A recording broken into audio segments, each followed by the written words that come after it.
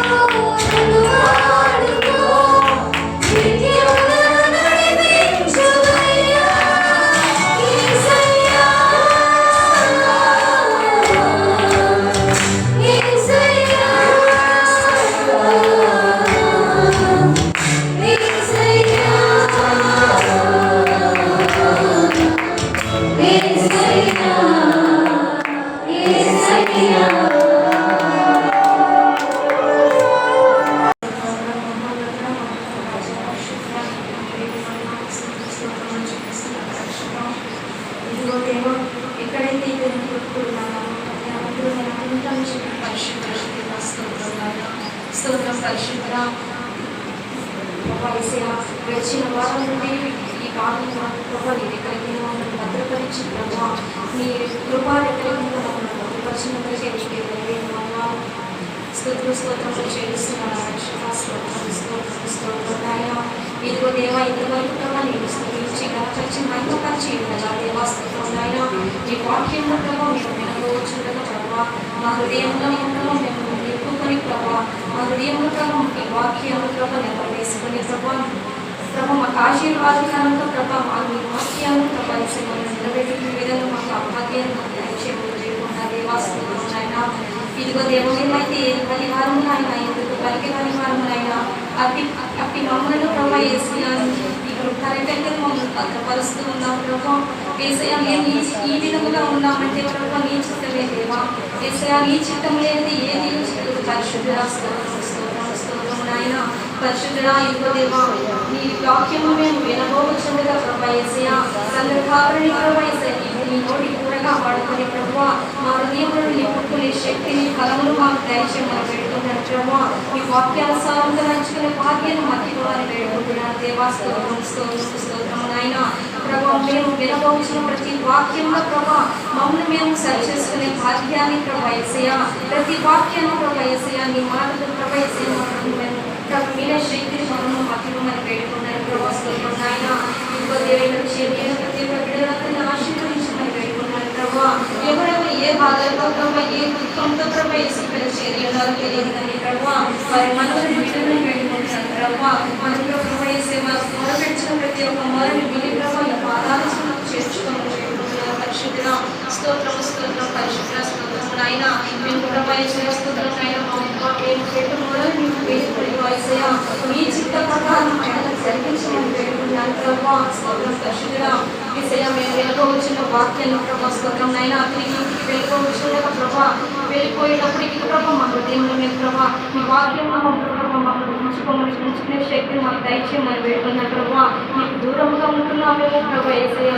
మేము సరి చేసుకుని వాక్యాన్ని మాకు ఇవ్వమని వేడుకుంటున్నాం పరిశుద్ధ స్తోత్రం స్తోత్రం నాయన లోకాశక్తుల ప్రభుత్వంలో ఉంటున్నామేమో ప్రభా మమ్మల్ని దూరపరచక ప్రభా మీ ఎందుకు భయభక్తుల్ని బిడ్డలుగా మమ్మల్ని మలచమని వేడుకుంటున్నాను పరిశుద్ధ స్తోత్రం స్తోత్రం నాయన వేషధారణ జీవితంలో ఉంటున్నామేమో ప్రభా మమ్మల్ని సరి చేయమని వేడుకుంటున్నాను పరిశుద్ధుడా ఇదిగో దేవా నేను చెప్పి ఉన్నావు దేవా నమ్ముడని ఇవ్వాలంటే సమస్తము సాధ్యమని చెప్పిన పరిశుద్ధుడు దేవా విశ్వాసం కలిగి మీకు ప్రార్థించే శక్తిని మాకు ఇవ్వమని వేడుకుంటారు పరిశుద్ధుడా స్తోత్రం స్తోత్రం నాయన యేసయ్యా నీ సన్నిధికి ప్రభా ప్రతి ఒక్క బిడ్డను నడిపించమని వేడుకున్నాడు ప్రభా ఎంతమంది బిడ్డలైతే ప్రభా రాలేకపోయి ఉన్నారు ప్రభా ప్రతి ఒక్క బిడ్డలందరూ ప్రభా అయితే క్షమించి ప్రభా ఈసారి మళ్ళీ తిరిగి నీ సన్నిధికి నడిపించే బాధ్యత ప్రతి ఒక్క బిడ్డకి ఆ జ్ఞానాన్ని ఇవ్వమని వేడుకుంటున్నాను పరిశుద్ధ స్తోత్రం నాయన ఇదిగో దేవా నన్ను నేను నీ చేతులకు అప్పగించుకుంటున్నాను ప్రభా నీ సన్నిధిలో చేరిన ప్రతి ఒక్క బిడ్డను ప్రభా నీ చేతులకు అప్పగించుకుంటూ మేము వినే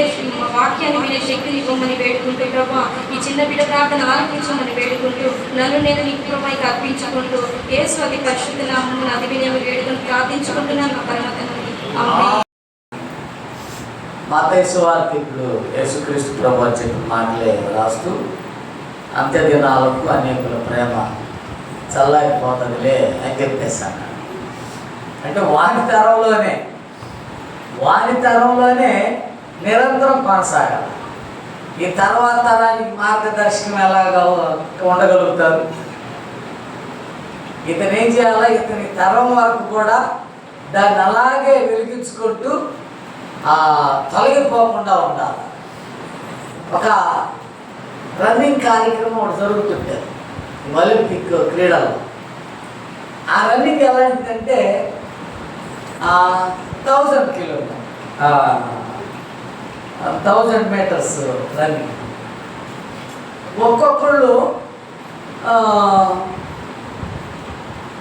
ఇంత చేయగలుగుతాం. ఇది మా స్పీడ్ బట్టి మేము ఇప్పుడు మనం ఉన్నామంటే బాగా పరుగు తీసామంటే కనీసం 1 నిమిషం 2 నిమిషాల్లో అలసిపోతాం. వెంకటకి ఒక రోజంతా రన్నింగ్ కూడా చేయవచ్చు. వెంకట్కి ఒక అబ్బాయి అంట ఎవడో కానీ చాలా కింద మేము 10-20 సంవత్సరాల కింద చూసేవాడు. వాడు రన్నింగ్ చేస్తూ అటు ఎక్కడి నుంచో వస్తాడట, అంగూరులోకి ఎక్కడో మా అటు వెళ్తూ ఉండేవాడు క్రాస్ కబడ్డీ. కనీసం టంగుటూరు వెళ్ళేసి వస్తాడంట వాడు రన్నింగ్. టంగుటూరు 20 కిలోమీటర్స్. వాడు ఉదయకాలం వేసి ½ అన్ అవర్లోనో 1 అవర్లోనో ఆ దాకా వెళ్ళేసి వస్తాడంట. ఇట్లా ఫాస్టెస్ట్ రన్నింగ్ అనేది 1 నిమిషం 2 నిమిషాలు బాగా తీయచ్చు. అలా అంత సమయానికి కొంత వాళ్ళు అక్కడ నిలబడి ఉంటారు రెడీగా. ఈ వెనక్కి వచ్చేటువంటి వ్యక్తి అంటే ఆ గ్రూప్ వైజ్ అన్నమాట. వాళ్ళ టీము నలుగురు, వీళ్ళ టీం నలుగురు, వీళ్ళ టీం నలుగురు, అక్కడ నలుగురు, అక్కడ నలుగురు, అక్కడ నలుగురు, నలుగురు ఆ టీం. ఎవరు ముందుగా ఫాస్ట్గా వచ్చి వీళ్ళకి ఫ్లాగ్ అందిస్తే వీళ్ళు దీన్ని అందుకొని ఇక పరుగులు తీస్తారు. ఇట్ట ఏమొస్తుంది, వాళ్ళు ఆ జట్టులో మొత్తం కూడా బాగా పరుగులు తీసినటువంటి వారైతే ఆ జట్టు నెగ్గగలరు. కాబట్టి అదే విధంగా ఆ తరమంతా కూడా ఏం చేయాలా, ఉద్యోగం రగిలిపోతూనే ఉండాలి. హల్లెలూయా. ఎక్కడన్నా అపవాదిగాడు ఏం చేస్తాడు, ఆర్పేయాలని, ఆటంకపరచాలని, అడ్డంకులు కలిగించాలని, అవరోధాలు కలిగించాలని ఏ విధంగానైనా వాడు ఏం చేస్తుంటాడు, ఆశలు. కష్టమైన ఆశ పెట్టవచ్చు, సుఖమైన ఆశ పెట్టవచ్చు, చెప్పలేము. అమ్మాయి ప్రార్థన చేస్తారు. నిజమే, అలా ఉన్న మనుషులు చెప్పలేము. మనం దాన్ని గెస్ చేయగలగాలని చెప్పేసి పాలు గారు అంటాడు, ఓ నన్ను ఈరోజు అపవాదిగాడు తన సన్నిధి నుండి తప్పించాలనుకుంటున్నాడు. ఇదిగో ఈ ఆశ చూపెట్టి, ఈ వాంఛ చూపెట్టి, ఈ ఇచ్చే చూపెట్టి, ఈ ఆఫర్ చూపెట్టి, ఈ కోరిక చూపెట్టి, బంగారం చూపెట్టి. ఉదాహరణ, ఈరోజు నీకు ఉద్యోగమే వస్తుంది. నీకు ఉద్యోగం ఈ రోజున, నీకు ఈ రోజున అపాయింట్మెంట్ ఆర్డర్, లేకపోతే ఇంటర్వ్యూ ఉందంతే. నీ ఆత్మ కన్నా అది పెద్ద గొప్ప కాదు దైవ లెక్కల్లో. దైవం నిన్ను సంరక్షించడానికి దాన్నైనా కానీ తేల్చేస్తాడు, తొలగిస్తాడు. వాక్యంలో ఉన్న మర్మమే. నీవు ఎక్కువగా ప్రేమించేటువంటిది నీ వద్ద నుండి తీసేస్తానన్నాడు. నీ భార్యను ఎక్కువగా ప్రేమిస్తున్నావా, నీ భర్త నిన్ను ఎక్కువగా, అందుకే అన్నాడు నిన్ను ఆ వాంఛ ఏల్తదని చెప్పేసి ఆది కారణంలో చెప్పాడు. భర్త నిన్ను ఏల్తున్నాడు, భార్య దాన్ని చూసి నువ్వు లోనైపోయావు, లేకపోతే వ్యాపారమే పరమావధిగా, వృత్తే దైవంగా భావించి, లేకపోతే అధికారమే నాయకత్వమే, అవును కదా. ఎన్ని వింగ్స్ ఉన్నాయో తెలుసా? ఓ రాజకీయం ఉందా, వ్యాపారం ఉందా, ఉద్యోగం ఉందా, అది ఉందా, ధనం ఉందా, చెప్పలేము. అవును కాదు.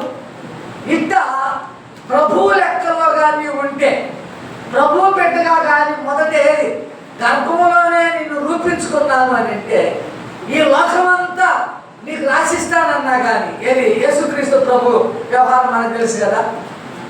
అందుకే ఒక వాక్యం కూడా అన్నాడు, ఏమని, ఒకడు సర్వలోకం సంపాదించుకొని వారి ప్రాణం పోగొట్టుకోండి, అమ్మో నీ ప్రాణం అపవాది సొంతం కాకూడదని ప్రభు దాన్ని దూరం చేస్తాడు. హల్లెలూయా. ప్రభు లెక్కలో నువ్వు లేవు, ప్రభు లెక్కలో నువ్వు లేవు, నీకేమీ లేదు. ఉదాహరణ, నువ్వు ప్రభు సన్నిధికి దూరం అయిపోయావు.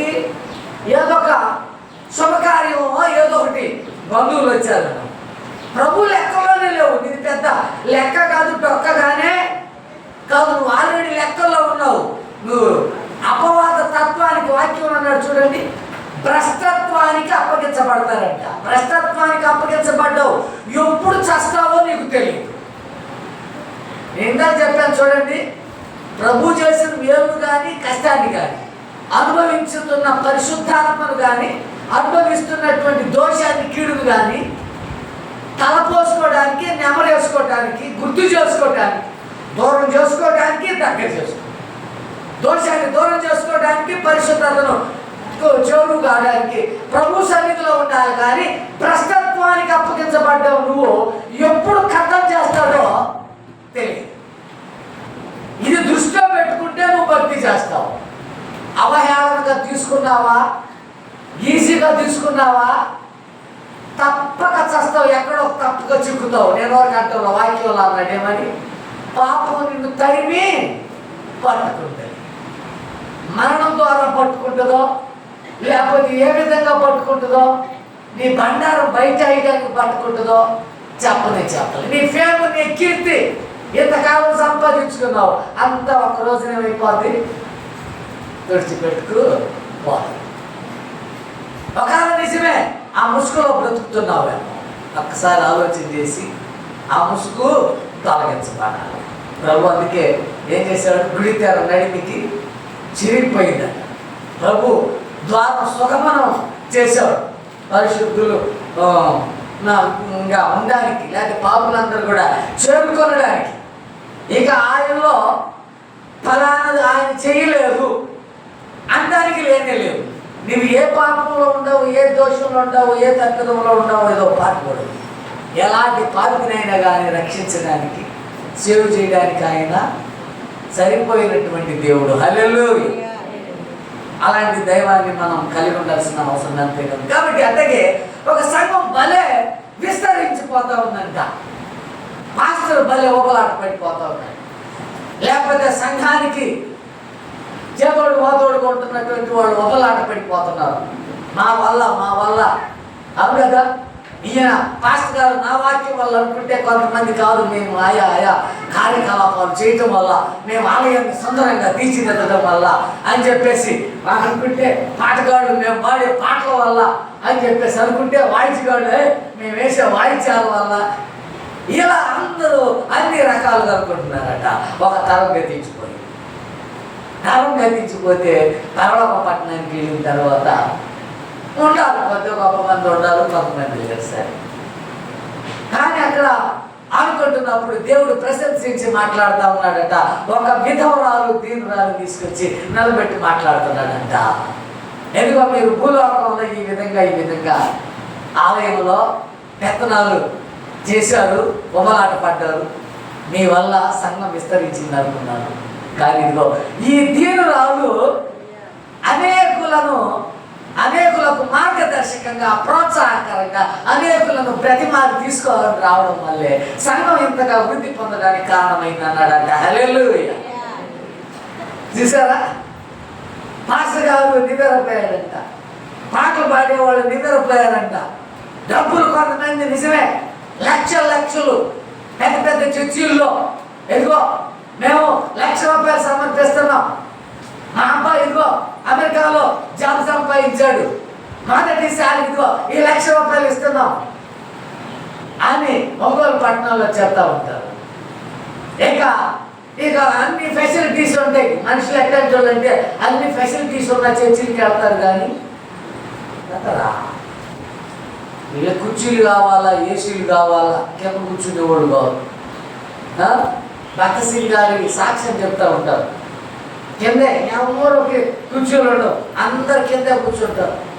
మోకాళ్ళ మీద ప్రార్థనే, ప్రతి విశ్వాసులు మోకాళ్ళ మీదే ప్రార్థన. నేను మొక్కబడి చెప్పాను, పాట పాడాలా, చాలా బరువుగా భారంగా పాడాలా, ఏదో ఒక పెదవులతో పాడితే కాదు.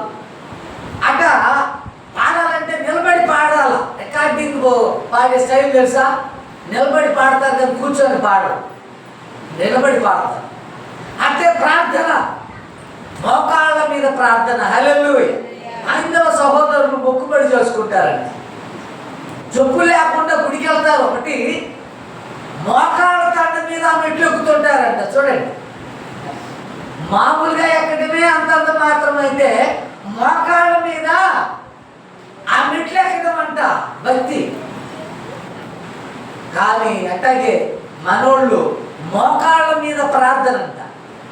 భక్త సింగ్ గారు మోకాళ్ళ మీద ప్రార్థన చేస్తారంటేనంట, వారానికి ఒకసారి, నెలకు ఒకసారి అంట మోకాళ్ళ చెప్పుల కాడంట ఎండిపోయిన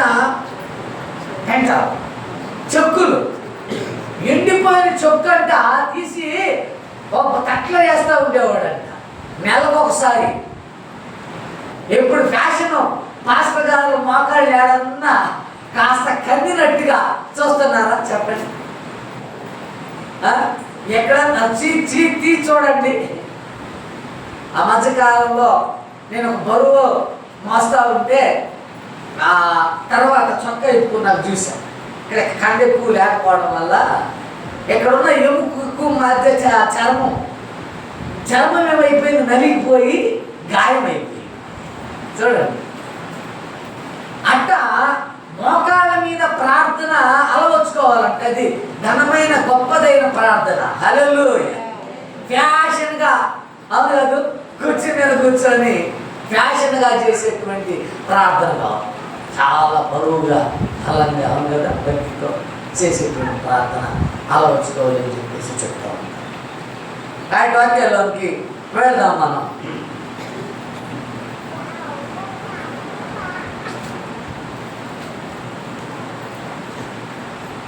వాక్యం యొక్క విశ్లేషణ. నేను ఇందాకే చెప్పాను ఒక మర్మం. వాక్యం, ప్రార్థన, పాటలు. ప్రార్థనలో ఉండే విభాగాలు ఏంటి? ఈ మూడేగా. ఇంకేముంది? పాటలు, వాక్యం, పాటలు, ప్రార్థనే కదా ప్రార్థన అంటే. ఇవి మాకు తెలియనివి కావాలని చెప్పేసి అనుకున్నవాడు కొందరు ఉండొచ్చు. కానీ వాక్యాన్ని బేస్ చేసుకొని ఈ పాటలు, ప్రార్థన కూడా ఉంటాయి. హల్లెలూయా. వాక్యం మీద ఆధారపడే వాక్యాన్ని ఎంతగా మనం అర్థం చేసుకుంటాం. అందుకే అంటాడు, నీ నోరు బాగుగా తెరువు, నేను దాన్ని నింపుతాను. బాగా చదివావు, చదవడమే కాదు, ఒక చోట అన్నాడు చదివేవాడు బాగా అయినవాళ్ళు ఉంటారు. గ్రహించేటువంటి ఆలోచన వాళ్ళకు ఉండదంట. గ్రహింపు కావడంలా. మాకు తెలిసినటువంటి మా పాలెంలో ఒక అమ్మాయి ఉండేది, భలే రెగ్యులర్ స్టూడెంట్, కానీ అంత మొద్దు పిల్లలేదు. రెగ్యులర్ స్టూడెంటే కానీ మొద్దు పిల్ల. ఒకడు అసలు ఒక్క బడికి రానే రాడు, వారానికి 1-2 రోజులు వస్తాడు. వాడు భలే కావర్ స్టూడెంట్. అంటే వాడిలో ఉన్నటువంటి షార్ప్ అలాంటిది. వాడు అలా నేర్చుకున్నాడు, లెక్కలు కానీ, సైన్స్ కానీ, తెలుగు కానీ. ఒకడు తెలుగే కానీ చదివేది అర్థం కానటువంటి పరిస్థితి. అవును కదా. అపోస్తల కార్యముల గ్రంథంలో వాక్యం చదువుతున్నాడంటే కానీ ఆయనకి అర్థం కావటం లేదంట. చదువుతుంటే అర్థం కాకపోతే వింటే ఏమడుతుంది ఇది? అందుకని దివారాత్రము దానిని ధ్యానించువాడు ధన్యుడు. హల్లెలూయా. ధ్యానించడం అంటే మెడిటేషన్, తల పోసుకోవడం, స్మరణ చేసుకోవడం, ఆలోచించడం. ఆ ప్రస్తావన అదే వాక్యాన్ని గురించి, ఆ పదాన్ని గురించి. వాక్యం అంటే కొన్ని పదముల సముదాయం అని కదా.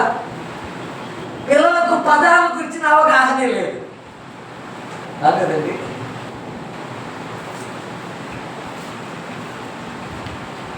నియమ ఏంటంటే అంటే ఒత్తు పలకడాలు లేవు. ఒత్తు పలకడం తెలీదు, సున్నాని పలకడం తెలీదు. తెలుసా? చాలా ఉన్నాయి. అట్లాగా ఉంటుంది వాక్యం. సరే, దేవుని వాక్యం వస్తే ఇంకా చాలా జాగ్రత్తలు, చాలా మెళకువలు పాటించాలి. తెలియనటువంటి వాళ్ళు మరొక కోణంలో కూడా అర్థం చేసుకునే వాళ్ళు ఉన్నారు. ఆ అర్థాన్ని కానీ, ఆ పదాన్ని కానీ కరెక్ట్గా ప్రజెంట్ చేయకపోతే, చెప్పకపోతే, అందుకే అన్నాడు బూర స్పష్టముగా లేకపోతే. యేసుక్రీస్తు వాక్యం, యెహోవా వాక్యం, యేసుక్రీస్తు నోటి మాటే, యెహోవా నోటి మాటే. అది కదా. అందుకే అంటాడు తండ్రి యందు విశ్వాసం ఉంచుతుంది. తండ్రి వాక్యానికే తావులేదు, ఇక క్రీస్తు వాక్యానికి తావేడుంది. అది కదా. ఆయన అన్నాడు తండ్రి యందు విశ్వాసం ఉంచుతున్నారు, నా యందు విశ్వాసం ఉందని అన్నాడు. తండ్రి అందే, తండ్రి వాక్యం నందే విశ్వాసం లేదని ఇర్మియా గారు అన్నారు. యేసుక్రీస్తు ప్రభు వాక్యానికి ఆడ తావు ఇచ్చారు, కార్యానికి ఆడ స్థానం ఇచ్చారు. అందుకే యోహాను సువార్త 8:31-32 ఒక మాట, మీరు నా వాక్యమందు నిలచిన వారైతే. నిలిచినోడు కానే కాదు, పడిపోయినాడు. అవును కదా. తొలగిపోయినోడు, విననినటువంటి వాడు, విశ్వసించనటువంటి వాడిని మాట్లాడేదిలే. దేవుడు మాట వినేవాడు కాదు, సేవకుడి మాట వింటారు కదా. దేవుడు ఏమైనా కనపడలేదు, దేవుడి మాట వినేవాడు కాదంటే సేవకుడి మాట ఎట్టంటారు? యోహాను గారు కానీ పత్రికల్లో అన్నాడు, సాటి సోదరుడిని ప్రేమించలేనటువంటి వాడు దేవుడిని ఎట్లా ప్రేమిస్తున్నావురా అన్నట్టుగా ఉంటాయి ఈ వాక్యాలు కూడా. సరే, దీన్ని అనేక కోణాల్లో మనం తెలుసుకోవాల్సిన అవసరం ఉంది. అందుకే యాకోబు గారు ఒక మాట అంటారు, వాక్యాన్ని వినేవారంగా ఒకవేళ ఉండొచ్చేమో, కానీ దాంట్లో ఏ కోణంలో అర్థం చేసుకోవాలో తెలియనటువంటి వాళ్ళు ఉన్నారు. అన్ని కోణాల్లో, అన్ని విభాగాల్లో మనం అర్థం చేసుకోవాల్సిన అవసరం ఉంది. మొదటిగా హెబ్రీ గ్రంథకర్త 4వ అధ్యాయం 12వ వచనంలో వాక్యానికి ఎంత ప్రయారిటీ ఉంది, ఎంత విశిష్టత ఉంది, దానికి ఎంతటి గౌరవ మర్యాదలు, ఎంత శక్తి సామర్థ్యాలు ఉన్నాయి అని చెప్తున్నాడండి. ఎవరు వ్యక్తే ఏమన్నా సాదాసీదా వ్యక్తి నాకు అసాధ్యమైనది ఏదైనా ఉందా? అధిక శక్తి, జ్ఞానానికి అధిక శక్తి కలిగిన అధిక శక్తి సంపన్నుడు. నీకు ఒక కాలం ఉండొచ్చు ఈ లోక సంబంధమైన జ్ఞానం, మాకు లేదు. మేము ఎట్ట బతకాలో, మేము ఎట్ట పట్టబోసుకోవాలో మాకు లేదు. కానీ నీకు మాత్రం భలే ఉంది, అవును కదా? నీకు ఎట్ట బతకాలో భలే ఉంది నీకు జ్ఞానం, మాకు మాత్రం లేదు. అందుకే ఒక వ్యక్తి అంటాడు, వీళ్ళు చచ్చేది నేర్చుకున్నారంట, నువ్వేమో బతికేది నేర్చుకున్నావు. ఒక రాడికల్లో సూక్తి ఉంది. బ్రతకాలని అంటే చావడం నేర్చుకోవాలంట, సూక్తి చూడండి. అంటే దేవుని బిడ్డలు చావడానికి సంసిద్ధపడుతున్నారు. నువ్వు చావడానికి కాకుండా నువ్వేమో చంపడానికి, నువ్వు బ్రతకడానికి నువ్వు అలవర్చుకున్నావు. కానీ వీళ్ళు చచ్చిపోయి ఇతరులను బ్రతికించడం అలవర్చుకున్నారంట. హల్లెలూయా. ఈ విధంగా హెబ్రీ గ్రంథకర్త 4వ అధ్యాయం ఎవరికి చెప్తున్నాడు? హెబ్రీయులకు చెప్తున్నాడండి. ఒక అన్యుడైనటువంటి వాడు దేవుని ఎరిగిన తర్వాత హెబ్రీయులు, ఇశ్రాయేలు దేవుని పిల్లలని దయ్య పిల్లలుగా ఉంటే, దేవుని మాటలను ధిక్కరిస్తే, దేవుని కార్యకలాపాలకు తలవకపోతే వాళ్ళను ఉద్దేశించి చెప్తున్నాడండి పౌలు గారు. 4:12 చదువుమా. ఎందుకనగా దేవుని వాక్యము సజీవమైనదై బలము కలిగినదై రెండంచులు కలిగిన ఎటువంటి ఖడ్గము కంటే కూడా వాడిగా నుండి ప్రాణాత్మలను కీళ్లను మూలుగను విభజించునంత మట్టుకు దూరుచు హృదయము యొక్క తలంపులను ఆలోచనలను శోధిస్తూ ఉంది, పరిశోధిస్తూ ఉంది, హెచ్చరిక చేస్తూ ఉంది అంటాడు. రెండంచులు కలిగిన ఖడ్గం రాజుల చేతిలో ఉంటుంది తెలుసా? ఒకవైపే కాదు, రెండు అంచులు ఉంటుంది ఆ ఖడ్గానికి. అంచులో మందం ఉంటుంది, ఇటు పదును ఇటు పదును. అంటే మనిషిని పొడి చేస్తే వెళ్ళిపోవాలి, చూసుకొని వెళ్ళిపోవాలి. అది ఎముకొచ్చినా సరే ఎముకను కూడా దూచుకొని వెళ్ళిపోవాలి. ఒకవైపేనైతే ఒక గబుక్కున ఆ పోస్టులో గోపుదనం లేని పక్క తగిలిందంటే మిస్టేక్ అయిపోద్ది. అందుకని పొడిచాడు అని అంటే రెండు అంశులా కూడా ఇది షార్ప్గా ఉంది కాబట్టి ఏమైపోద్ది, స్క్రిప్ట్స్లో చూస్తుంటారు ఈ వైపు నుండి ఆ వైపు ఖడ్గం దూచుకొని వచ్చేస్తుంది. రెండు వైపులో పదును ఉంది కాబట్టి. ఎలాంటిది అన్నాడు? బలము కలిగినది, హల్లెలూయా, శక్తి కలిగినటువంటిది అని చెప్పేసి అన్నాడు. అందుకు ఇలాంటిది వాక్యాన్ని అంటే ఈ వ్యక్తి అందుకే అన్నాడు, ఒకవేళ మీరు ఊరక కూల తీయాలనుకుంటారేమో, అంతమందించాలనుకుంటారేమో, ఇది ఎవరి మీద పడుతుందో వారిని నిలిచివేయడం, నలిపివేయడం జరుగుతుంది. ఒక దాని మీద పడాలనుకుంటారా ఏమైపోతారు? తునకలైపోతారు, మొక్కలైపోతారు అని చెప్తా ఉన్నాడు. హల్లెలూయా. నిన్న గ్రానైట్ ఫ్యాక్టరీలో అంటే పాపం కొండ బండ చాకరీ చేస్తుంటారు. యంత్రాలు ఊరక సరిచేయడం అంతవరకే. ఇక్కడ చిన్న మిస్టేక్ జరిగింది, ఆ పెద్ద రాయిందా కడియం అయిపోయాడు, కట్టు దోశ అయిపోయాడు అంతే. అట్లా యేసుక్రీస్తు ప్రభువు అని అంటాడు, ఆయనక రాయి దాని మీద ఎవరు పడినా, అది ఎవరి మీద పడినా ఏమైపోతారు? తొనకలైపోతారు. ఆయన కార్యకలాపాలు ప్రవక్త గారు ఒక మాట అన్నాడు, నా బిడ్డలను ఏదైనా చేయాలనుకున్నారు అని అంటే నా కనుగుడ్డును మీటినట్టాను, టచ్ చేసినట్టాను అన్న. కనుగుడ్డును కనురెప్ప ఏ విధంగా కాపాడుతుంటుందో తన పిల్లలను ఆ విధంగా కాచి కాపాడుతున్నాడని ప్రవక్త గారు చెప్తున్నటువంటి విధంగా అన్నమాట. అందుకని వాక్యము రెండంచులు కలిగినటువంటి ఖడ్గము, ఇది జీవము కలిగినది. హల్లెలూయా. ఖడ్గానికి జీవం ఉంటుందా?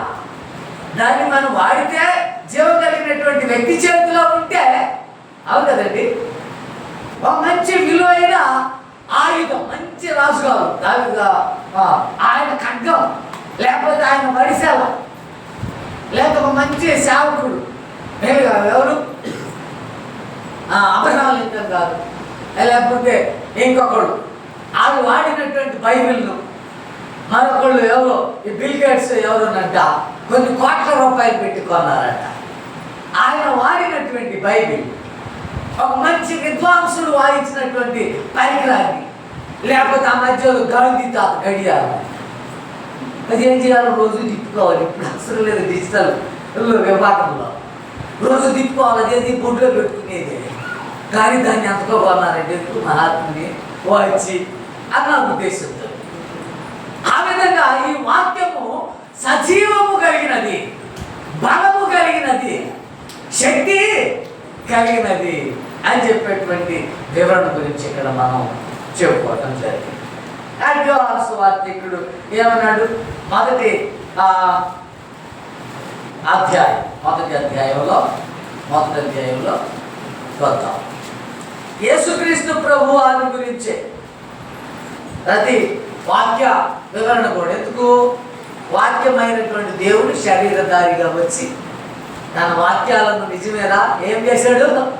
అన్నిటినీ నిజమేరా ఈ క్రీస్తు ప్రభువులో నిజమని చెప్పేసి నిరూపణ చేయగలిగాడంట. ప్రతి వాక్యం ఈయనకు వచ్చారా అని చెప్పేసి అనిపించుకోగలిగాడట. అందుకనే యోహాను సువార్త మొదటి అధ్యాయంలో చెప్పడం జరిగింది. 14వ వచనంలో క్లారిటీ ఉంది. మొదటి 4 వచనాల్లో కూడా మనం చదువుకోవాలి. లెక్కైతే ఆ వాక్యము శరీరధారి అయి మొదట వాక్యం ఉంది. ఆదియందు వాక్యం ఉండటం జరిగింది. అన్య గ్రంథాలనంట వాక్యము ఓంకార స్వరూపుడు కావాలంట. ఓంకారం అయి ఉందంట. ఓంకార స్వరూపుడు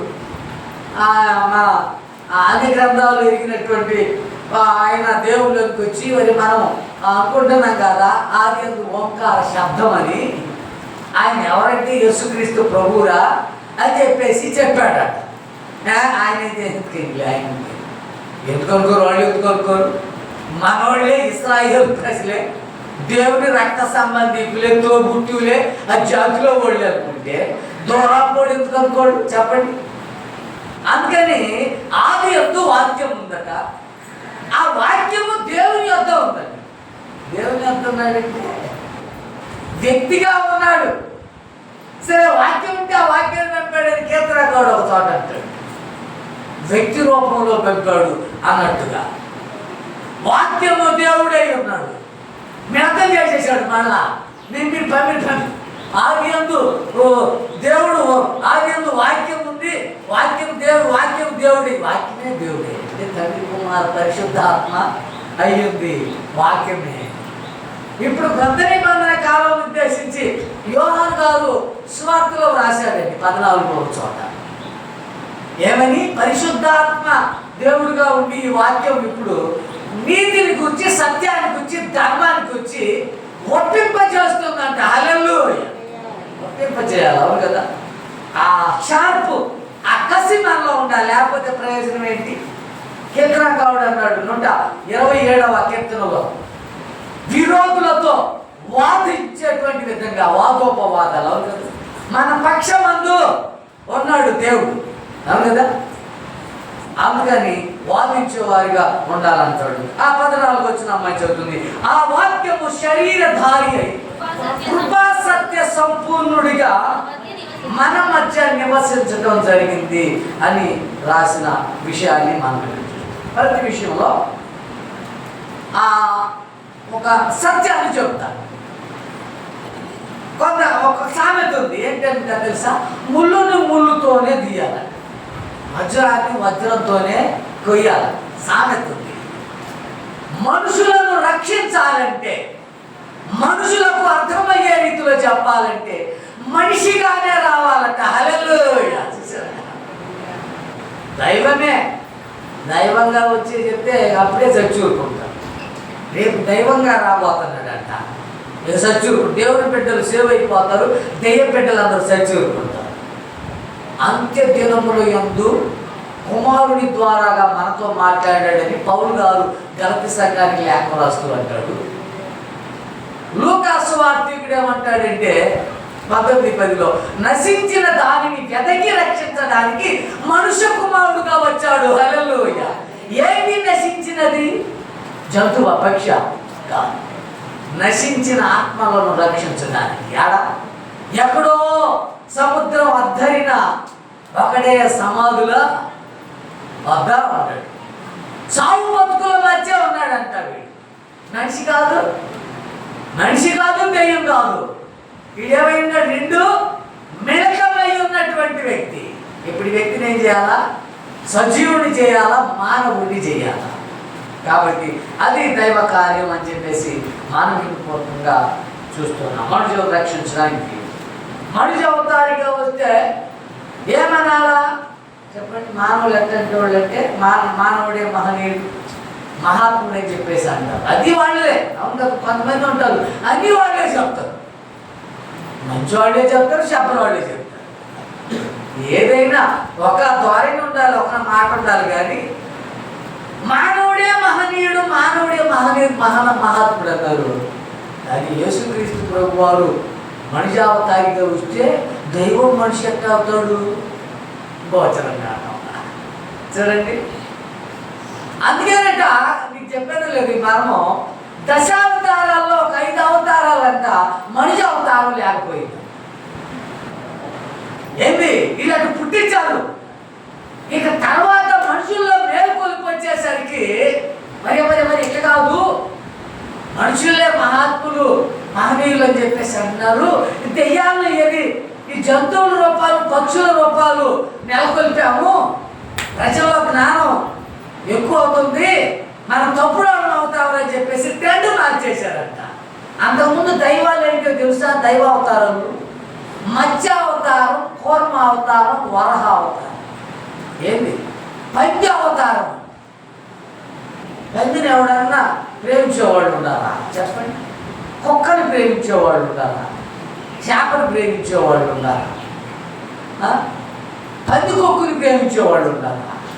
ఇర్మియా గారు కూడా అన్నాడు, మీ విగ్రహాలను పంది కొక్కులకు పడవేయబోయే కాలం వస్తుందన్న. పంది కొక్కులుగా మార్చారు.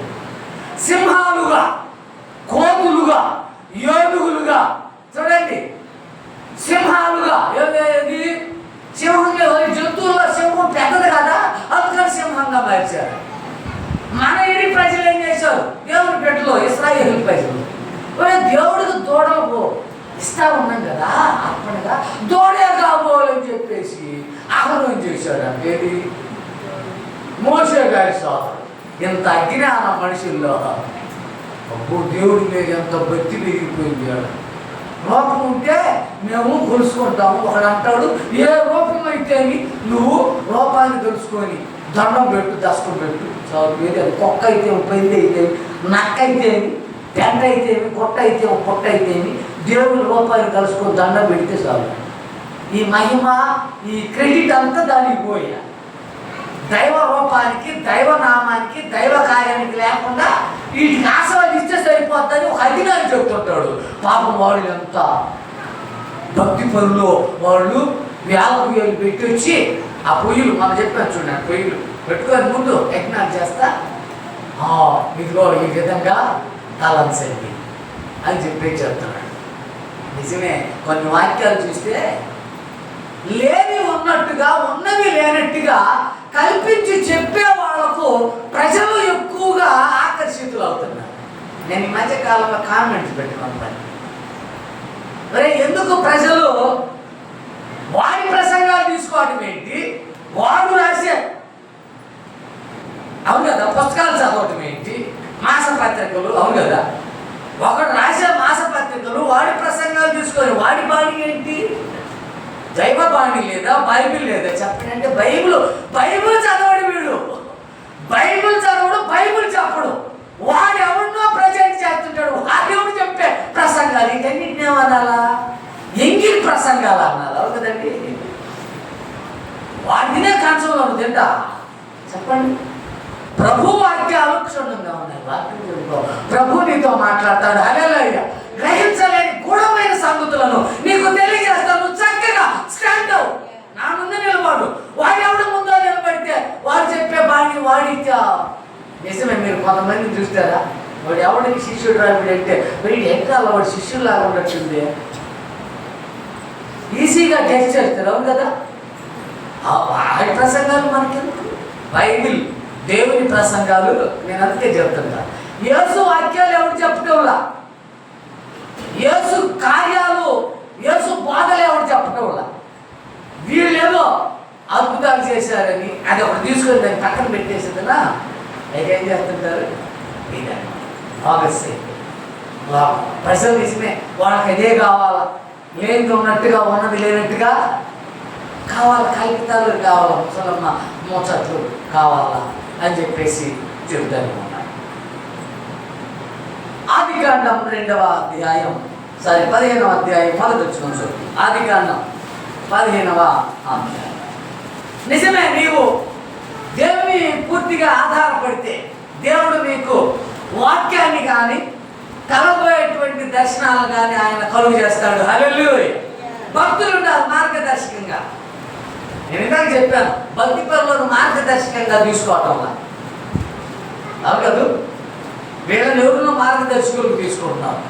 బైబిల్ ఉన్న వాక్యాలను లేఖనాలను క్షుణ్ణంగా చదివే వాళ్ళగా బైబిల్లో ఉన్న భక్తి పరులను మార్గదర్శకంగా తీసుకోవాలి. కానీ ఎవరినో తీసుకుంటే దేవుడి దర్శనాలు ఎక్కిస్తాడు, దేవుడి కార్యకలాపాలు ఎక్క చేస్తాడు. అందుకని ఇదిగో అబ్రహాము గారికి వాక్యమును దర్శనముగా చూపించాడట. హల్లెలూయా. చదవండి 15:1 ఏమన్నాడు? జరిగిన తరువాత యెహోవా వాక్యము అబ్రహామునకు దర్శనమందు రావడం జరిగింది. హల్లెలూయా. నాకు 2-3 ప్రసంగాలు దర్శనం అందించాడు, దర్శనం అంది చెప్పాడు. ఏంటో తెలుసా, అంగాల అరుపు అనేది కానీ లేకపోతే కొన్ని ప్రసంగాలు కొన్ని విషయాలు ఏం చేశాడు ఆయన అర్జించాడు. ఇదిగో ఈ అంశం ఈ విషయం మీద నీవు తెలియజేయి అని చెప్పావు.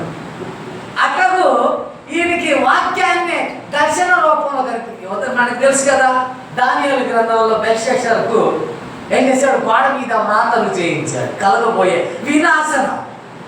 అబ్రహాము చూపించాడు నిజమే, కానీ ప్రజలు మేలుగా వీళ్ళంతా దుర్మార్గులుగా ఉంటే వీళ్ళందరూ ఎడగడతారు, ఐగుప్తు చెరలోనికి పెడతారని చెప్పి చూపించాడట. మంచిగా చూపించాడు. నేను చాలా మంది మంచి కలుగుతుందని చెప్పేవాళ్ళు కదా, నేను చెప్పగలుగుతారని చెప్పేసి దర్శనం చూపించినటువంటి వివరణ, వాక్యం ద్వారా దర్శన రీతిగా చూపించినటువంటి వివరణ ఎక్కడ నిజమే. మంచిగా ఉంటే పర్వాలేదు, చెప్పగా ఉన్నారంటే ఆయన చెప్పి ఇదిగో ఈ విధంగా మార్చుకో అని చెప్పేసారు. మంచిగా పర్వాలేదు. బేసిక్గా బాగా ఉంటే బాగా కోడలో లేకపోతే కొడుకు సంసారం బాగా కొనసాగుతుంటే తల్లిదండ్రులు పట్టించుకోరు, బాగా సజావులు కొనసాగుతుంది. ఎప్పుడైతే వైషమ్యాలు వచ్చాయి, కలపలు వచ్చాయి, ఏం చెప్తారు, ఆడించడానికి తెలియజేయటమో వేరు రావటమో జరుగుతుంది. అవును కదా. అదేవిధంగా దైవ కార్యకలాపాలు ఉంటాయని చెప్పేసి నేను చెప్తా ఉన్నాను. కీర్తన భాగం అందుకన్నా 107వ కీర్తన 20వ వచనం చదువుతున్నాం. 107వ కీర్తన 20వ వచనం చదవండి. ఏమన్నాడు? ఆయన తన వాక్కును పంపి వారిని బాగు చేశాడు. వారు పడినటువంటి గుండెలో నుండి వారిని విడిపింపజేశాడు. హల్లెలూయా. వారు ఏం చేశాడు, వారు పడినటువంటి గుండె నుండి వారి రోగము నుండి ముందు బాగు చేశాడు. అవును కదా, పాప రోగము నుండి బాగు చేశాడు. హల్లెలూయా. ఆయన తన వాక్యమును పంపి వారిని బాగు చేశాడంటే శరీరధారిగా యేసుక్రీస్తు ప్రభువారు రావడం, పరిశుద్ధుడిగా, అరే మనం పాపపు జన్మ, మనం పాపులుగా ఉన్నాము, పాప రోగంతో ఉన్నాం, యేసుక్రీస్తు ప్రభు వారిని గుర్తించి ఆయన కార్యాన్ని మనం అర్థం చేసుకోగలిగితే ఈ పాప రోగం నుండి వైదొలుగుతామని అర్థం చేసుకోవాలి. హల్లెలూయా. మాకేమిలే, చాలా ఆరోగ్యంగా ఉన్నాం, తింటున్నాము, తిరుగుతాము అది కాదు. కానీ నేను ఇందాక చెప్పాను, అయ్యా పాప రోగం నుండి ఏం చేశావు, మమ్మల్ని వైదొలగ చేశావు, పరిశుద్ధులుగా ఆరోగ్యవంతులుగా ఉంచావు నీ సన్నిధిలో. హల్లెలూయా. ఆయన సన్నిధిలో ఉంటే ఆరోగ్యవంతుడవు కానీ ఆయన సన్నిధిలో లేకుండా ఆరోగ్యవంతుడుగా సంకలు కొట్టావా? ఎక్కడ పడతావో చెప్పనే చెప్ప. తినొచ్చు, తినవచ్చు, తొంగవచ్చు, ఏదైనా చెప్పవచ్చు, కానీ ఎక్కడ పోతావో చెప్పలేనటువంటి. తర్వాత రెండో ప్రశ్న వాడు పడినటువంటి వాడిని బాగు చేశాడు. వాడు పడినటువంటి కుంట పాపపు కుంట, అసలు రేపు పాతాళపు కుంట నుండే పైకి తెచ్చే కార్యం. హల్లెలూయా. ఇక పాతాళం ఎలాంటిదో తెలుసా? ఇప్పుడు కుంటే ఉంది, లేచిపోయిపోతాం. బావిలో పడ్డవాడైనా ఏదో ఒక తాడు వేసో, ఆ మధ్య మన పేపర్లోనో టీవీలో చూస్తుంటాం, ఈ పిల్లకాయలు గమ్మును ఒట్టి తులి పిల్లకాయలు, అవును కదా. ఆ తీసినటువంటి బోరింగుల్లో నుంచో వాటిలో నుంచో పడతారు. వాడు ఆటలు వాళ్ళ కుప్పలాటం ఎడ కూర్చోడు, కానీ అదిగో దాని మీద అలాగేసి అదే లాగేసి రాయి తీసో పట్ట తీసో దాంట్లో దిగుతాడు అంతే. అట్ట ఇంకోళ్ళు కూడా ఏం చేస్తారు? ఏదో ఒక పరికరాలు వేసి తువ్వేసి పైకి తీస్తారు, సేవ్ అయిపోతాం. పాతాళం ఎలాంటిది అన్నాడు తెలుసా? పాతాళానికంటే లోతైనటువంటి గొయ్యి మరొకటి లేనే లేదు. ఆ గోతి నుండి కూడా వైదొలగ చేసేవాడు వచ్చాడు. హల్లెలూయా. పాపపు గోతి నుండి పైకి లేవనెత్తేవాడు, పాతాళపు చెర నుండి విముక్తి కలిగించేటువంటి దైవం మనకున్నాడు అనేటువంటి ఆలోచనలోనికి మనం రావాల్సిన అవసరం ఉందని చెప్పేసి నేను చెప్తా ఉన్నాను. ఫోర్త్ పాయింట్ పెడుతున్నాం. కింద 119వ కీర్తనలో చాలా బస్సెస్ 119వ కీర్తన 119వ కీర్తనలో చాలా మాట. ఒక్కొక్కడు ఒక్కొక్కటి చదివేసేయాలి. అందరూ ఒకటే కాదు. ఒకళ్ళు అయిపోయారంటే ఇంకొకళ్ళు ఎవరెవరు చదవాలని చెప్పేసి అలర్ట్గా ఉండాలన్నమాట. అప్పుడు ఏంటో చెప్తాను చూడండి, వాక్యానికి మనం ఎంతగా కుతూహలపడతామో, ఎంతగా చదవగలుగుతామో, ఎంతగా అర్థం చేసుకోగలుగుతామో, ఎంతగా వినగలుగుతామో, హృదయం అనే పలకల మీద ముద్ర వేసుకుంటామో, వ్రాసుకుంటామో. హల్లెలూయా. అంతగా పాటలు పాడడానికి, ప్రార్థించడానికి అనుకూలత ఏర్పడుతుంది. హల్లెలూయా. ఏ వాక్యం మీద డిపెండ్ కాకపోతే ప్రార్థన చేయలేరు, పాట పాడను. అర్థమో అర్థమే కాలేదు, ఇక పాట అర్థమవుతుంది.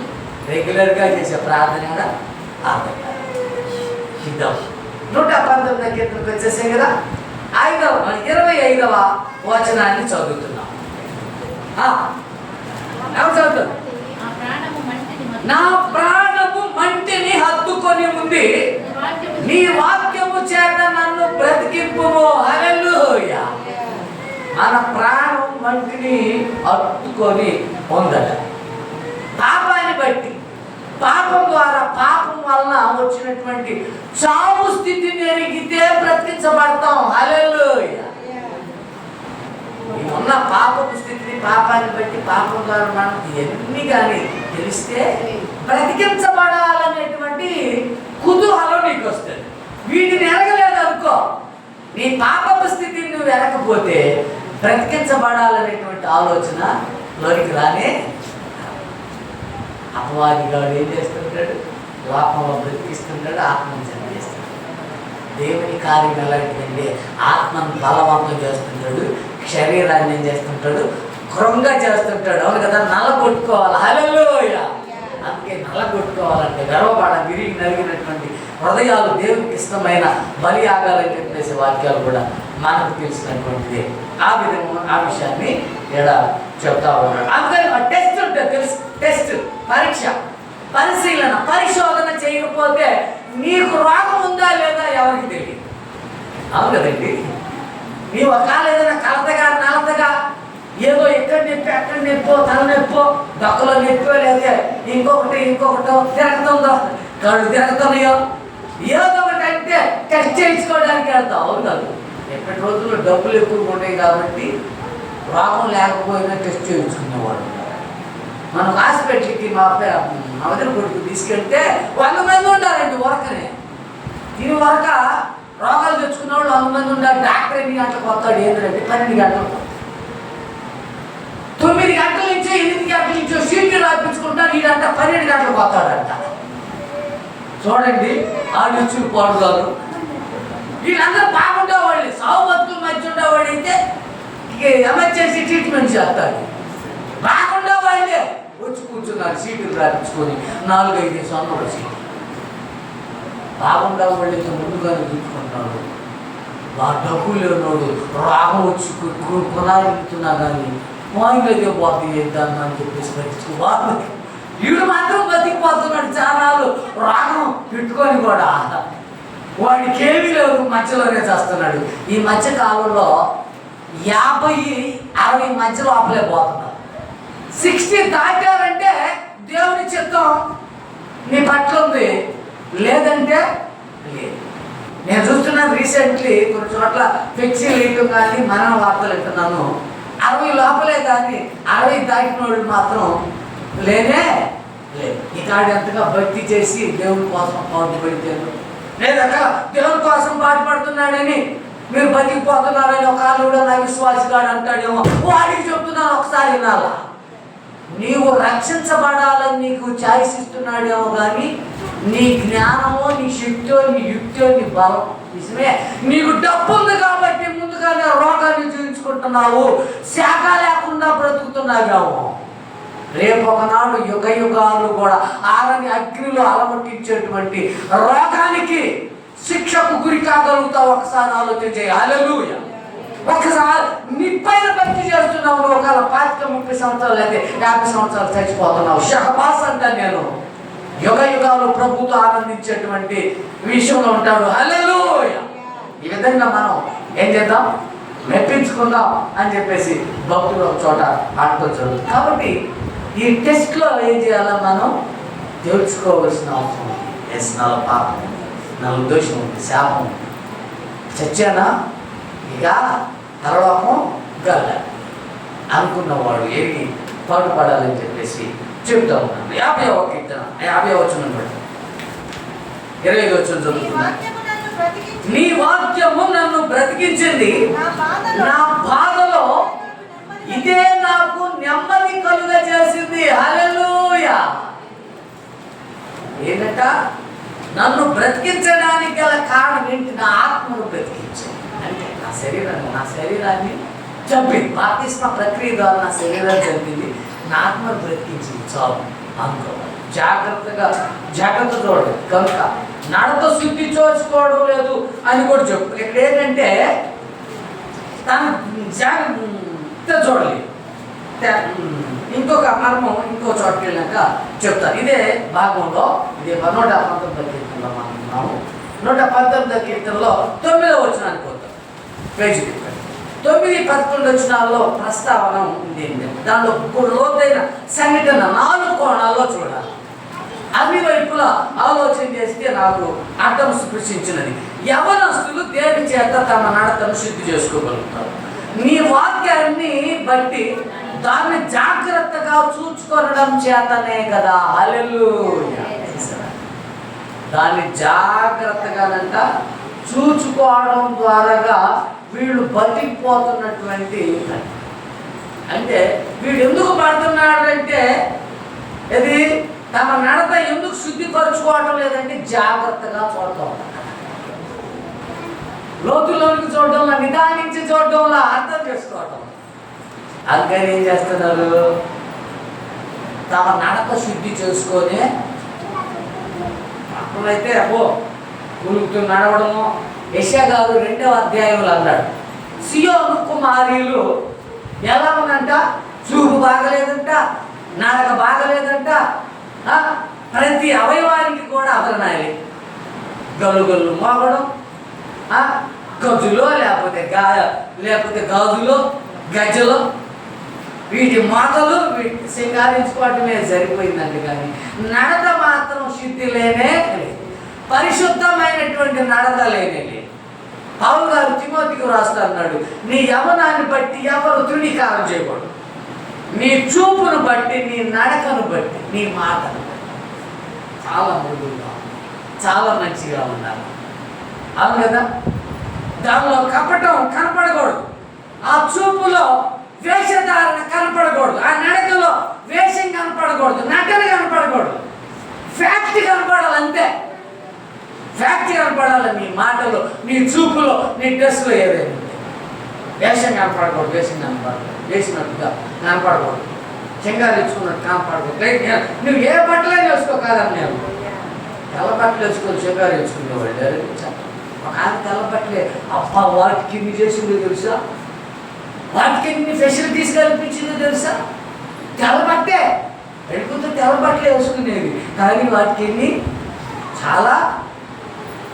అందుకని వేసుకునేది ఏ రంగు బట్ట అయినా కానీ ప్లైన్ అంతే చాలు. అంతేగాని ఓవర్ కాన్ఫిడెన్స్ మాత్రం అతనే మామూలుగా నడుతుంది, మామూలుగా చూడండి, మామూలుగా మాట్లాడండి, వయారంగా నడవద్దు, వయారంగా మాట్లాడవద్దు, వయారంగా చూడవద్దు అని చెప్పేసి చెప్తా ఉన్నాను. అందుకని యవన బిడ్డలు తమ నడతో శుద్ధి చేసుకోలేకపోతున్నారంటే వాక్యాన్ని జాగ్రత్తగా చదవండి. వినడం లేదు, అర్థం చేసుకోవడం లేదండి, తప్పుతో తిరుగుతారని యెషయా గారు అన్నటువంటిది చదువుతున్నది. 11వ వచనం, నీ ఎదుట నేను పాపము చేయకుంటున్నట్లు నా హృదయంలో నీ వాక్యం ఉంచుకొనున్నాను. హల్లెలూయా. ఏంటంట హృదయంలో దాచుకోవాలా, అవును కదండి. హృదయంలో దాచుకోలేదు, ముద్ర వేసుకోలేదు, కాబట్టి అపజాతం. ఏంటో తప్పు చేసి నాకు తెలియక చేశావు, తెలిస్తే చేసేవాడిని కాదు, అవును కదా. తెలియక నేరం నాది కాదు, ఆకలి అన్నట్టుగా ఆకలి అవుతుంటే దొంగతనం చేసింది, అంతే తప్పట్టే అని తెలుసు నీకు. ఆ దేవుని వాక్యాలు ఉన్నాయి, ఏం చేయాలా, దొంగతనం చేయకూడదు, అంతే నిక్కచ్చిగా ఉంటాం. వ్యభిచారం చేయకూడదు, జాగ్రత్తం చేయకూడదు, తల్లిదండ్రులని సన్మానించాలి, ఆలయాన్ని ప్రేమించాలి, తండ్రిని ప్రేమించాలి, నరహత్య చేయకూడదు. నేను ఒకసారి చెప్పాను, ఆజ్ఞల్లో ఉన్న అంతరార్థాలు. నరహత్య చేయటం లేదు నిజమేరా, నీ సోదరిని నీ సోదరుని ద్వేషంతో చూస్తున్నావు, అంటే ద్వేషిస్తున్నావు, అవును కదా. నరహత్య చేసిన దానికి నిదర్శనంగా ఆయన చెప్తా ఉన్నాడు. నేను విగ్రహారాధన చేయటం లేదు అని అనుకుంటున్నావు, కానీ నీ దేహాన్ని నీవేం చేస్తున్నావు, పెంచి పోషించుకుంటున్నావు. దేవుని కోసం పాటుపడటంలా నీ ఉదయంతం ఏంటో, నువ్వు సుఖపడటం ఏంటో, నువ్వు అలంకరించుకోవటం ఏంటో ఇదే సరిపోయింది. కానీ దేవుని కోసం కాస్త కష్టపడదాం, నేను తినకపోయినా పర్లేదు, నాది క్షీణ దశకు పోయినా పర్లేదు అనేటువంటి ఆలోచన లేనే లేదు. పెంచి పోషించుకోవటమే మీ, అవును కదా, మీ ఇమేజ్ని అందుకు చెప్పుకోవాలన్నమాట. సరే, అయిన తర్వాత 119 కీర్తనలోనే ఉన్నాం. 130వ వచనం, 130వ వచనం, నీ వాక్యము వెల్లడి అవడం తోడనే వెలుగు కలిగింది, తెలివి లేని వారికి తెలివి కలిగించడం జరిగినాయి. హల్లెలూయా. అంధకారంలో అజ్ఞానం అవివేకంగా ఉన్నటువంటి వాళ్ళు జీవపు వెలుగు గుర్తించేది లేనే లేదు. వెలుగునే జీవం అంటున్నాడా, జీవపు వెలుగు అంట. జీవం అంటే ఏంటి, వెలుగు. యేసుక్రీస్తు నేను లోకానికి వెలుగుగా వచ్చాను, జీవమైనటువంటి దేవుడు. ఇది అర్థం చేసుకునేటువంటి ప్రజలు. అందుకే ఎలాంటి అజ్ఞానంలో ఉన్నారు, పాపంలో ఉన్నారు అని అంటే ఒక మాట జ్ఞాపకానికి వచ్చింది. ఇలా ప్రతి బస్కి ఇంకొక బస్ చేయించగలుగుతాను నేను చెప్పేటువంటి మాటలు కాకుండా వాక్యంలో నుంచే.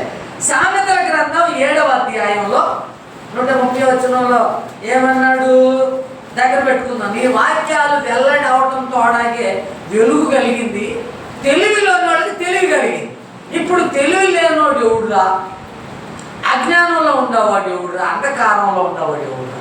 ఈ చీకటిని జీవాన్ని సత్యమైనటువంటి వెలుగైనటువంటి నిత్య జీవమైనటువంటి దైవాన్ని గుర్తించినటువంటి వాడు ఎవడు ఏంటని అంటే సామెతల గ్రంథం 7వ అధ్యాయం 7-8 వచనాల్లో ఏమన్నాడమ్మా, జ్ఞానము లేని వారి మధ్యను యవ్వనుల మధ్యను బుద్ధి లేని పడుచువాడు ఒకడు నాకు కనపడ్డాడు. సంధ్య వేళ ప్రొద్దు గురింకిన తరువాత చిమ్మ చీకటి గల రాత్రి వేళ వీడి ప్రస్థానం గురించి చెప్తామన్న. తెలివి లేని వాళ్ళకి తెలివి కలుగు చేసేటువంటి వాక్యం. అంధకారంలో ఉన్నటువంటి వాళ్ళకి వెలుగును ప్రసాదించేటువంటి దేవుడు అనేటువంటి వాక్యం. ఇవి వాళ్ళకి అవసరం లేనే లేదు, వినాల్సిన అవసరం లేదు, వెళ్ళాల్సిన అవసరం లేదు, అంత అవసరం లేదు. నేను అడుగుతాను మిమ్మల్ని, మీకు ఇక్కడికి వస్తేనే బతికిపోతున్నారా చెప్పండి? ఇక్కడ రాకపోయినా బతికిపోయేవాళ్ళు ఉన్నారు, అవును కాదు? ఏది మనం చచ్చినా బ్రతికినా నా తిరగపోయినా ఉన్నా లేకున్నా ప్రభు వారని మనం అనుకుంటున్నాం. కానీ ఇక్కడ లేనివాడి ఆలోచన ఏంటో తెలుసా? ఇక్కడ లేనటువంటి వాడి ఆలోచన ఆడకపోతేనే బతుకుతామా, ఇది వాడి ఆలోచన, వాడి అహంకారం, వాడి ధీమ, దాని ధీమ అది అనమాట. ఆడకపోతేనే బ్రతుకుతామా, ఆడకపోతేనే మనకు కూడా, మనకు కొట్ట, మనకి నీడ, మనకి లేదా లొంగంత కొంప లేదా, మనం చచ్చిందాకా లేదా, చేతం రాదా, వెనకేసుకోలేదా, అవును కదా, మనోళ్ళు వేసేయలేదా, ఇది దాని ధీమా, వాడి ధీమా ఇది. కాబట్టి వాడికి అవసరం లేనే. ప్రతి మగాడు అనుకుంటున్న వాడు పక్క, ప్రతి ఆడదనుకుంటున్నటువంటి వాడి మనసులో ఉన్నారు. నేను చెప్తున్నాను ఖచ్చితంగా, బైబుల్ ఆడ మగాడుకోలేదు, కానీ దేవుని పోలిన వారుగా ఉంటున్నారా లేదా ఒకసారి ఆలోచించేయాలని చెప్తున్నా. మగోడైతే కొమ్ముడు రాలేదు, లేకపోతే ఆడైతే కాలం దొరుకుతుంది అని చెప్పేసి నేను అంటోలా. బైబిల్ ఏమంటాడు తెలుసా పౌలు గారు? పురుషుడు దేవుని మహిమ పోలికగా ఉన్నాడట. దెయ్యం ఏమనుకుంటే తెలుసా? ఒక గొప్ప కోడార్థం వెలుగులోకి వచ్చింది. దయ్యం దేవుని రూపాన్ని లేకుండా చేయాలనేది వాడి ధీమా లక్ష్యం అంటండి. దేవుని రూపం లేకుండా చేయాలా, దేవుని నామం లేకుండా చేయాలా, దేవుని వాక్యం, దేవుని కార్యం కలాపాలు లేకుండా చేయడమే వాడి లక్ష్యం. వాడు మగోడు అనుకుంటున్నాడు, ఆడనుకుంటున్నాడు, ఎవరు అనుకుంటున్నారు నాకు అనవసరం. కానీ దెయ్యము నీలో ఉంది కాబట్టి దేవుని రూపం లేకుండా చేయాలనేది వాడి లక్ష్యం. అంత ముందించాలి. నా జీవితంలో జరిగింది, చాలా కొంతమంది జీవితాల్లో జరిగిందో లేదో ఒకసారి ఆలోచించేయండి. దేవుని రూపం లేకుండా చేయాలా, మగోడంటూ లేకుండా చేయాలా, దేవుని రూపం అంటూ లేకుండా చేయాలా. ఉందని దెయ్యపు రూపాలి. దేవుని రూపంలోనికి మనం మరల్చబడాలి. హల్లెలూయా, హల్లెలూయా. నీ కోపం వస్తుంది ఒకవేళ స్త్రీ అయ్యుండి, లేకపోతే నీకు కోపం వస్తుంది మగోడు అయ్యింది. కానీ దేవుని ఉద్దేశం నాకు తెలుసు, అంత జ్ఞానం తెలుసు. నిన్ను హెచ్చరిక చేస్తే నీ మీద కోపడితే నాకేమవుతుంది? మనిషి ఎట్టంటే అంటే ఉన్నది చెప్పామంటే మళ్ళా రెండోసారి అనమాట. అట్లాంటి రకాలు 4, 5, 10 మంది వెళ్ళిపోయారు మన కాడించి. అది గుచ్చుకొని వచ్చింది. వాక్యం ఏమన్నాడు? పొడుచుకోండి. ఇందాకే చూసాం కదా వాక్యం, 2 అంచులు కలిగిన ఖడ్గం. నొచ్చుకొని వెళ్ళిపోయే వాళ్ళు ఉన్నారట. నొప్పే బాధో అమ్మో ఏడుంటే మనం డబ్బులు ఇవ్వాల్సి వస్తుందో, మనం రెగ్యులర్గా పోవాల్సి వస్తుందో, భక్తి చేయాల్సి వస్తుందో, మనం తగ్గించుకుంటే అమ్మో మన ఇమేజ్ని ఎందుకు డ్యామేజ్ చేసుకోవాలా, పెంచి పోషించుకోవద్దా, గొప్పగా, అవును కదా, మనం అనేకుల్లో షైన్గా ఉండొద్దా, కనపడొద్దా అనుకునేటువంటి వాళ్ళు, తోక ముడుచుకొని వెళ్ళిపోయిన వాళ్ళు ఇది ఆడకపోయినంతే మారిపోతుంటారు. పిచ్చి పెట్టిన కుక్క సంగతి తెలుసు. పోతాడు వెళ్తా ఉంటుంది. ఎవరు చక్కగా ఆడపక్కలు ఎవరు నీవు, ఏడపక్కలు ఎవరు నీవు బతుకుతూ ఉంటే వెళ్ళిపోతా ఉంటుంది సచ్చిందా. ఇదే కొందరి ఆలోచన కూడా, లక్ష్యం ఇదేనని చెప్పేసి కూడా నేను చెప్తా ఉన్నాను. కాబట్టి కీర్తనకారుడు ఏదో ఈ మాట చెప్తున్నటువంటి వివరణ మనం చూసి ఉండటం. కీర్తనలో 30వ వచనాన్ని మనం చదువుకున్నాం కదా. అది 105వ వచనాన్ని కూడా, నీ వాక్యము నా పాదములకు దీపము, నా త్రోవకు వెలుగై ఉంది. హల్లెలూయా, హల్లెలూయా. అంతగా అడ్డుగా ఉన్నటువంటి, గుడ్డుగా ఉంది, ఆయాసకరమైనటువంటి ఏదో ఉందని చెప్పేసి ఉదయం నీ వాక్యం నా పాదాలకు దీపం, నా త్రోవకు వెలుగేంటి. మనం వెళ్తున్నాం. వెనకటి రోజుల్లో లేవు ఇది ఫెసిలిటీస్. రాత్రి కాలం అయితే అంతే, ఎక్కడోళ్ళు అక్కడ ఏం పనులు. ఇప్పుడైతే రాత్రి కూడా మళ్ళీ పనులు చేసేవాళ్ళు, అవును కదా. ఈ ఫెసిలిటీ వచ్చిన తర్వాత రాత్రి కాలం ముందు కూడా పని పాటలు చక్కబెట్టుకునే అంటే సంపాదన అంతగా అయిపోయింది. కానీ ఆనాటి రోజుల్లో ఈ వాక్యము దీపంగా ఉండి మనకు అడ్డుగా ఏదన్నా ఉందేమో, అజ్ఞానంలో ఉన్నాయో, అవ్యాపం ఉన్నాయో, లేకపోతే అపాయకరమైనది ఏదైనా ఉందేమో తెలియజేస్తుందంట. హల్లెలూయా. నన్ను నడుస్తా వెళ్తున్నాం. ఒకనాడు ఈ అడుగు తీసి అలాగే ఏం చేస్తాం? పాతాళంలో పడుతుందో పరలోకంలో పడుతుందో చెప్పలేవు. అడుగు తీసి అడుగేయలేని పరిస్థితి అని వాక్యాలు ఉన్నాయి, అవును కదా? అడుగు అంత దూరం ఉంది, బెత్తెడు అంత దూరం ఉంది, ఇంకా నాకు లైఫ్ అని చెప్పేసి అప్పుడు తెలుస్తుంది దీని యొక్క విలువ. నీ వాక్యము నా పాదములకు దీపం ఉంటే నా శిక్ష నుండి వైతాలు చేసి నాకు అడ్డుకున్నటువంటి ప్రతి బంధకాన్ని, అవును కదా, అది ఆటంకాన్ని ఏం చేసింది? తొలిగి చేసింది. కొంటుంది రాత్రి పూట ఏమైంది? చీకటిగా ఉంటే కొంట్లో పడి లేకపోతే అపాయకరమైనటువంటి పాము దేవుళ్ళు దుక్కితే ఏంటి పరిస్థితి చెప్పండి. అందుకని వాక్యం చెప్తుంది, దేవుడు చెప్పాడు ఒక గొప్ప అంధకారం వరకు ఉన్నటువంటి పరిస్థితి రాబోతాం. దేవుని ఎన్నికలిగితే నిత్య వెలుగైనటువంటి లోకంలో మనం ఉండగలుగుతాం అన్నాడు. హల్లెలూయా. ఆలోచనతోటి ముందు ఆలోచనతో ఆయన మనం చెప్పినట్టుగా మనం చూస్తాం. అలాగే అందుకని ఈ విధంగా మనం నడిపించేటువంటి దైవంగా ఉన్నాడని. అందుకే యోహాను సువార్త 3వ అధ్యాయం 19వ వచనంలో మనుషులు ఎట్లాంటి ఆలోచన గలవాడు చెప్తున్నాడండి. ఆయన కాబట్టి దృక్పథం దీర్ఘ దృష్టి గలవాడు కాబట్టి మనుషులు ఎలాంటి వాడు చెప్తున్నాడు. మంచివాడు చెప్పవాళ్ళు కొన్ని కలాపాలు చెప్పిండా?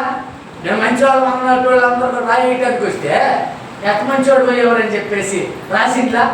అట్లే చెప్పరోళ్ళు ఎలాంటి పరిస్థితుల్లో ఉన్నారని చెప్పేసి రాస్తున్నాడు యోహాను సువార్త 3వ అధ్యాయం. ఆ తీర్పు ఇదే, వెలుగు లోకంలోనికి వచ్చింది కానీ తమ క్రియలు చెడ్డవైనందున వెలుగును ప్రేమింపక చీకటిని. అంటే నిత్యం దాంట్లో ఉండి జురుకోవాలనే ఆలోచనతోటేనంట వెలుగుకు దూరంగా ఉండటమే మంచిదని ఆలోచన చేశారంట. ఒరే అట్టయితే ఒకనాడు ఆదికాండంలో ప్రస్తావన చెప్పాడు. అది ఒరే మనం నిరంతరం జీవిస్తామని చెప్పేసి ఆ పని తీసుకొని తింటారని చెప్పేసి ఆయన ప్రశ్న పెట్టాడంట. కానీ ఇప్పుడు ఒక ఛాయిస్ ఇచ్చాడు. ఏమని? ఈ జీవవృక్ష ఫలాన్ని తీసుకొని తింటే మనం నిరంతరం జీవిస్తామని చెప్తున్నాడు. హల్లెలూయా. అందుకని అనుసరించండి అని చెప్పేటువంటి వాక్యాలను అనుసరించాలని చెప్పుకోరంట. వద్దు అన్నటువంటి వాటిని మాత్రం పాటిస్తారంట. పిల్లోడు అంతే కదా, పాపి అంతే కదా. పిల్లోడికి పాపికి ఏమైనా తేడా ఉందా చెప్పండి? పిల్లోడు చేయొద్దు అన్నది చేస్తాడు. అరే నిప్పు పట్టుకోకూడదురా, ఆ నీళ్ళ కాడకు పోకూడదురా అని చెప్పేసి అంటే వాడు పోయి ఏం చేస్తాడు? పడుతుంది. రేపు మట్టి తినొద్దు, మట్టి తింటానే. పాపి జీవితం కూడా అలాంటిదే అని ఈయన చెప్తున్నాడు. తమ క్రియలు చెడ్డమైనందున ఏం చేశారంట?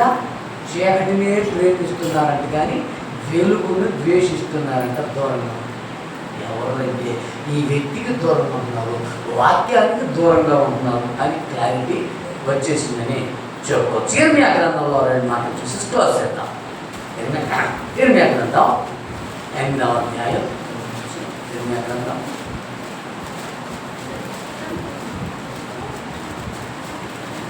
8వ అధ్యాయం 9వ వచనం. జ్ఞానులు అవమానము నొందిన వారు విస్మయముంది చిక్కున పడి ఉన్నారు. వారు యెహోవా వాక్యమును నిరాకరించిన వారు, వారికి ఏ పాటి జ్ఞానము కాదు అని రాశారు. మనుషులు జ్ఞానం ఉంది కదా, ఇందాక చెప్పారు చూడు, నేను దైవ జ్ఞానం వల్లే మనం బతికిపోతున్నాం. ఆ పాట కోసం నిజంగా దేవుని బాగా అర్థం చేయగలిగి బాగా నడవగలిగితేనంట మనకి భూమి మీద నోకలు ఉండవు. ఏదో అటు ఇటు బేరీస్గా అవా కావాలి పువ్వా కావాలని పోతున్నాం కాబట్టి బ్రతికిపోతున్నాము. ఇంకా కొన్ని సంఘాలు అసలు ఉన్నది లేనట్టుగా లేనున్నట్టుగా చెప్పుకొని బతికిపోతున్నారు. కానీ క్రీస్తును వాక్యాన్ని కరెక్ట్గా ప్రజెంట్ చేస్తే భూమి మీద యేసుక్రీస్తు ప్రభువు ఏం చేశారంట? లోయల్లో బూతుల్లో పడేసి చంపాలనుకున్నారు. అట్లా ఉంటుంది పరిస్థితి కూడా, అవును కదా? అది ఏం చెప్తున్న ధోరణి. అందుకే దీనికి అనుసంధానంగా కొరింథీ సంఘానికి పౌలు గారు రాస్తూ 1వ అధ్యాయం 21వ వచనంలో అన్నాడు, ఈ లోక జ్ఞానం బట్టి వీళ్ళు చాలా మురిసిపోతున్నారని చెప్పేసి అనడం జరిగింది. 1వ అధ్యాయం 21వ వచనం చదవండమ్మా.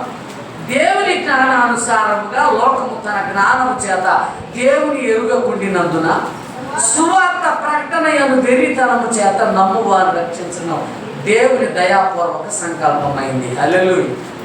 మనమేమో వెర్రి భక్తితో దేవుని నమ్మకం జరిగిందంట. వాళ్ళకేమో జ్ఞానం ఉంది, మనకు అంత అవసరం లేదు. ఏ దేవుడు అయితే సీజన్ వారీ దేవుడు అయినా పర్వాలేదు.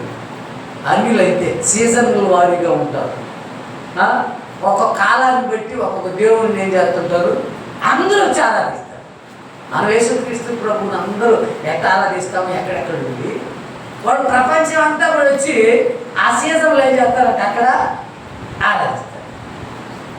ఒకటి మీరు చాలా దేవుడు ఉంటారు కదా, అందరికీ న్యాయం చేయాలి కదా అని ఊరుకోదు అని చెప్పేసి ఈ దేవత ఆరాధన వెళ్ళి పోయి కూడా ఆ దేవత ఆరాధన చేస్తున్నారు. వాళ్ళ ఉద్దేశం లోక జ్ఞానానుసారం. అందుకని ఈ మాట ఇదే పుస్తకంలో 18 మాట్లాడు. ఏది ఇర్మియా గ్రంథం 18వ అధ్యాయము 18వ వచనాన్ని చదువుకో. అప్పుడు జనులు ఇర్మియా విషయమై యుక్తిగల యోచన చేతము రండి. యాజకుడు ధర్మశాస్త్రము వినిపించక మానడు, జ్ఞాని యోచన లేకుండా ఉండడు, ప్రవక్త వాక్యము చెప్పక మానడు. వాని మాటలలో దేనిని వినకుండా మాటలతో వాని కొట్టుదము రండి అని చెప్పుకుంటున్నారు. నిజంగా వాక్యానికి పరుగులు తీస్తే, వాక్యానికి కోసమై నీవు పాటుపడితే నిన్ను పంపిస్తాడంట, నిన్ను సాక్షిగా నిలుపుతాడంట ఆ స్థలమందు. హల్లెలూయా. ఒక చోట దేవుడు ఒక వ్యక్తిని, ఒక సేవకుడిని, ఒక ప్రవక్తని నిలబెట్టాడంటే మనం ఏం చేయాలా? ఒకే కావాలంటే ఆయన నిలబెట్టాడు ప్రవక్తగా, లేకపోతే సేవకుడిగా, దైవాంశ సంపూర్ణ.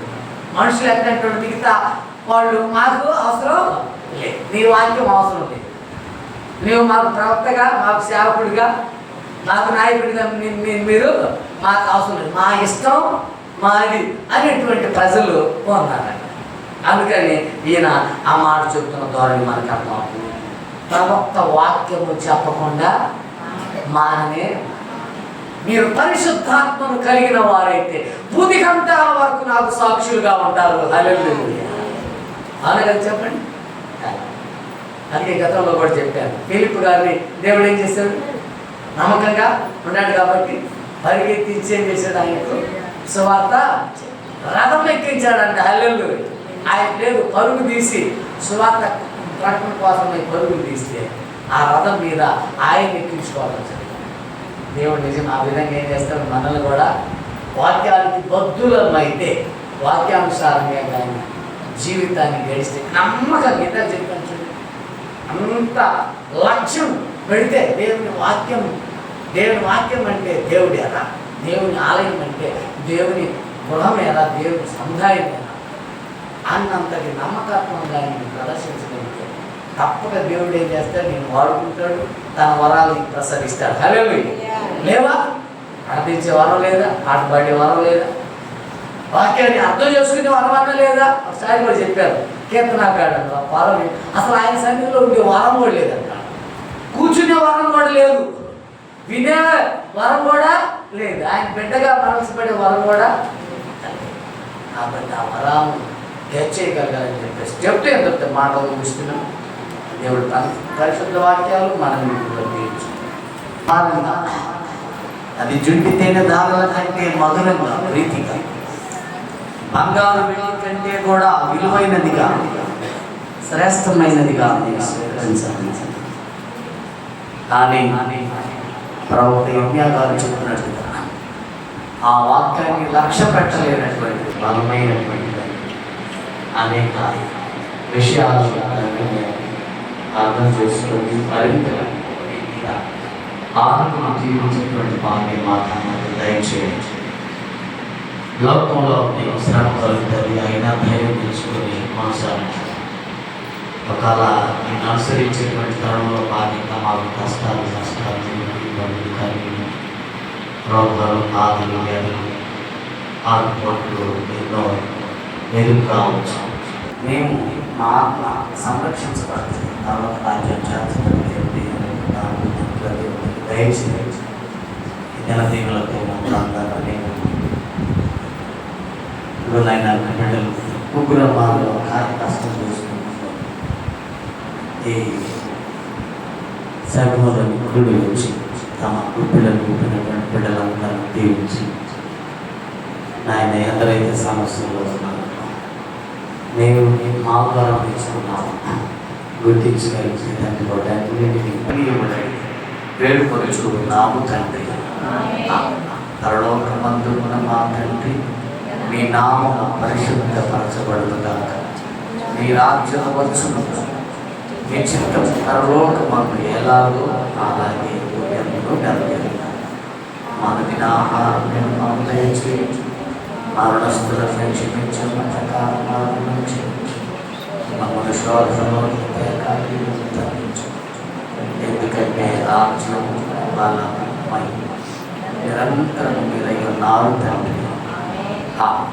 మన పరమ తండ్రి ప్రేమ కుమారుడు క్రీస్తు యేసు ప్రభు వారి కృప పరిశుద్ధాత్మీయంగా సహవాసం ఏక దేవుడి సంఘముగా వాక్యమై ఉన్నటువంటి దేవుడి నిత్య దేవుడి సత్యజ్యోతి గుర్తించినటువంటి బిడ్డలందరికీ సదా కాలం తోడై ఉండుగా.